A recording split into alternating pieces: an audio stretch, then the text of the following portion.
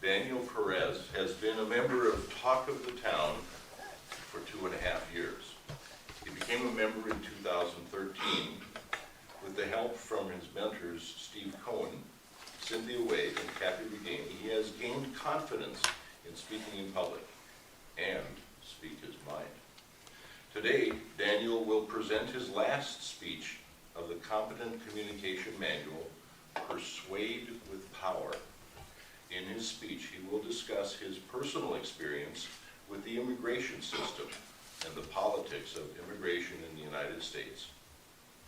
Fellow Toastmasters and guests, it is my pleasure to present to you Mr. Daniel Perez with Welcome Immigrants, Not Dehumanize Them. Welcome Immigrants, Not Dehumanize Them, Daniel Perez.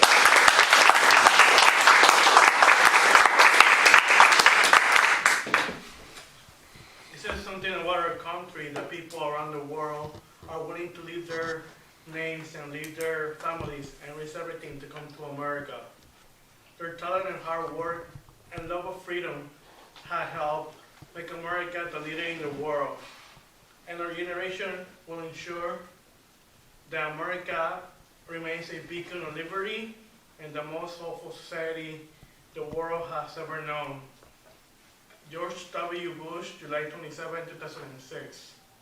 Fellow Toastmasters and guests, this was then President George W. Bush speaking about immigrants and immigration.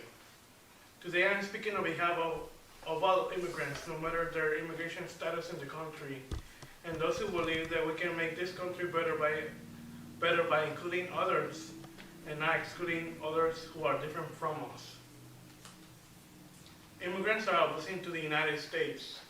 Without the immigration labor of yesteryear and today, the United States would not be the most economically vibrant country on earth. Therefore, today I will be speaking about the effects of immigration and the upcoming national election. According to the CATO Institute, a libertarian think tank, Economic Development Bulletin, the 2013 figures for immigrants residing in the United States are as follows. Currently, there are 40 million immigrants residing in the United States. These 40 million comprise of 12.9% of the U.S. population. Immigration is an important issue to me because I immigrated with my parents to the United States 20 years ago. Preparing this speech took me a lot of time,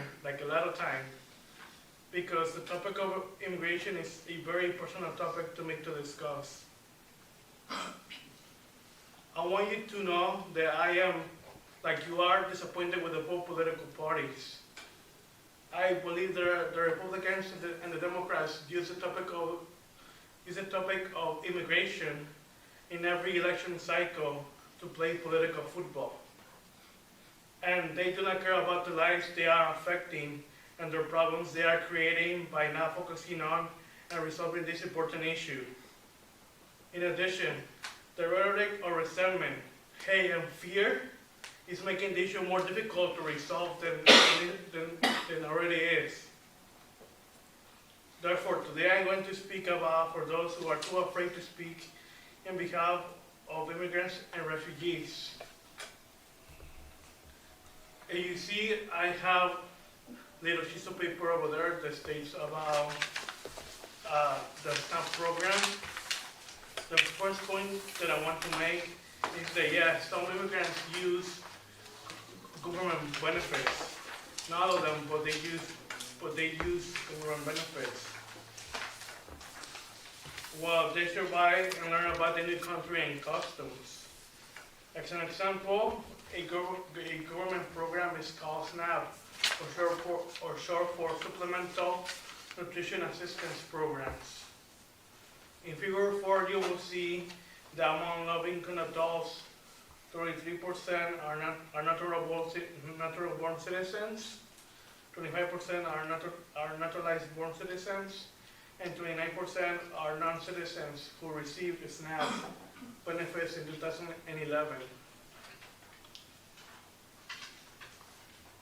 In figure 5, it shows that half of citizenship children in citizenship households receive SNAP benefits, compared to 1/3 of non-citizen children and 2/3 of citizen children in non-citizen headed families.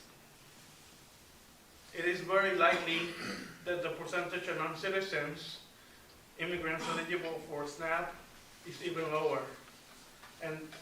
But there is a gap in the current population survey data that prevent us from showing us how big the gap is.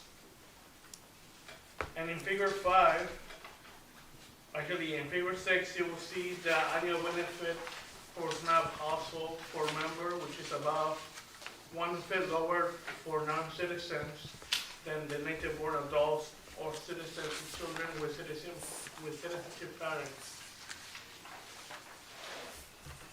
While this information is based on the year 2011, not many things have changed when it comes to immigrants receiving less government benefits than citizens. Unless one is an American citizen or a refugee, one can receive all or some government benefits. Yeah, you're right, I only show one government program. Well, you can find information in the library as well as government documents where the data shows the immigrants, even illegal immigrants, are now leaning on government to solve all of their problems. The second point that I want to make is my time volunteering at War Relief. I've been a volunteer for War Relief for about a year, and I've been helping them with getting citizenship forms, or actually writing down citizenship forms for legal residents to become legal American citizens. I've been doing this for a year, and I learned many things about their lives as well as how they came to the United States. When they came to the United States from countries in national distress, and many were fleeing persecution due to their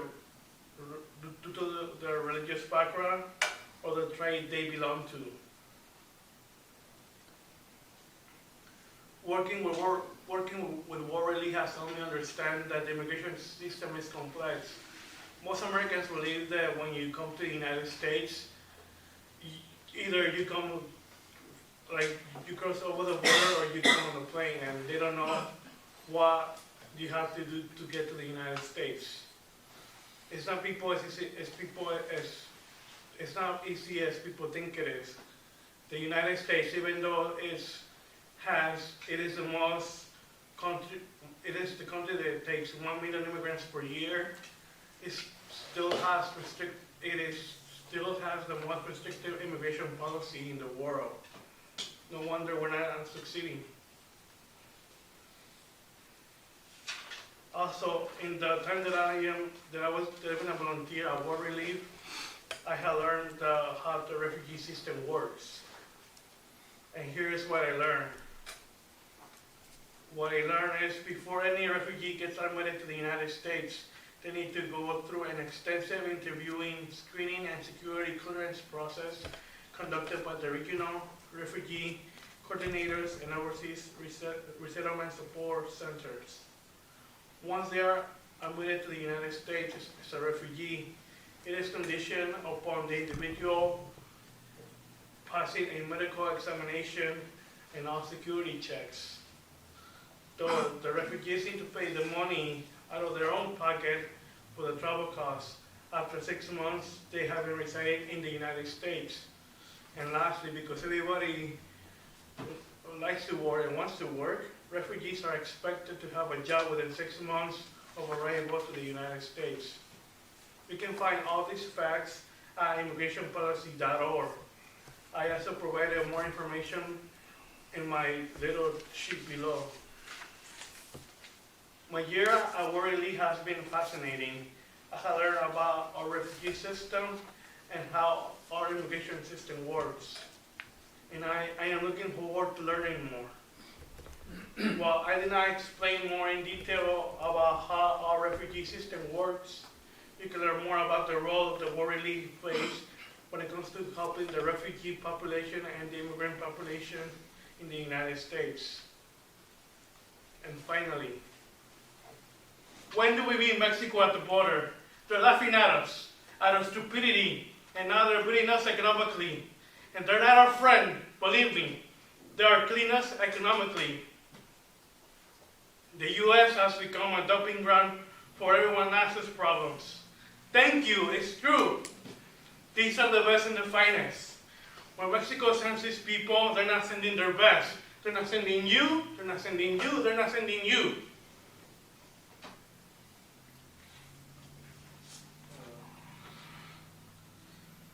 They're sending people that have lots of problems. They're bringing those problems with us. They're bringing drugs, they're bringing crime, they're rapists, and some I assume are very good people. When I speak to border guards and they tell us what we're getting, and it only makes common sense. It makes common sense. They're not sending us the right people. And it's not coming just from Mexico. It's coming from all over South and Latin America.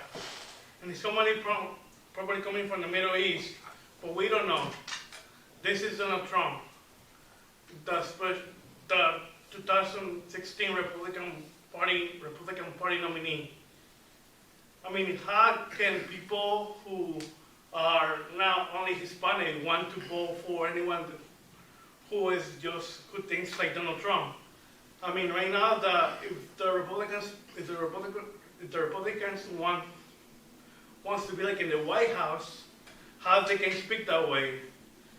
I mean, I think that the GOP and the conservative movement needs to change its tune when it comes to just like immigration.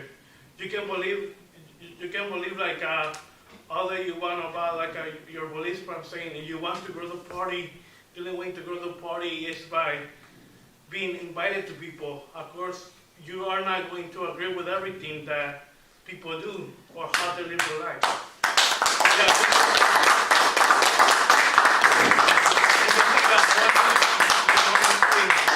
I want to thank Nowrasteh from the CATO Institute for providing research to making this speech.